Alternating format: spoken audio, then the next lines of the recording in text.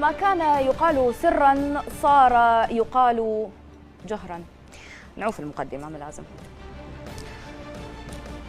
كل مواطن يأمن لدولته على ماله وعرضه وأهله وأرضه، وأكيد العراق يأمن على دولته بكل هاي الأشياء.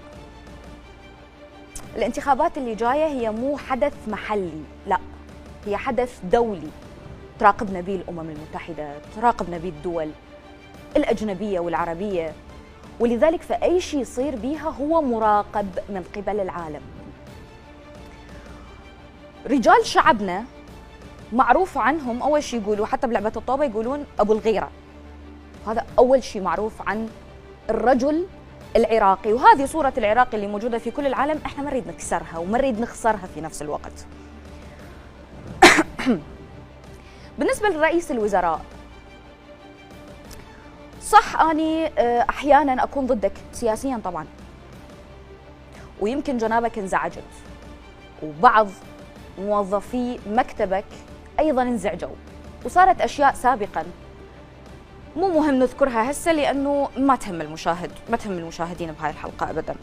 بس أنا التقيتك مرتين، بالمرتين اللي التقيت بها رئيس الوزراء كان رجل محترم جدا، يخجل حتى من المدح، فما أشك ولا لحظة أنه هو يرفض رفضا قاطعا استخدام فيديوهات لا أخلاقية للخصومة. أحيانا أفهم أنه بعض مستشاري السيد رئيس الوزراء موجودين لإرضاء أحزاب سياسية، لإرضاء أطراف معينة، مو حاطهم مستشارين لخبرتهم الفذة العملية ولا المهنية حتى.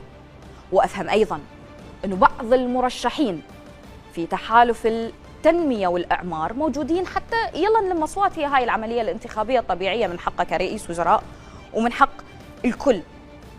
استخدام فيديوهات لا أخلاقية ضد الخصوم يشوفها رئيس وزراء وقاعد يما مستشار أو مرشح، هذه ما تسيء لشخص رئيس الوزراء، لأنه رئيس الوزراء ما يمثل نفسه، لا، رئاسة الوزراء تمثل العراق كله.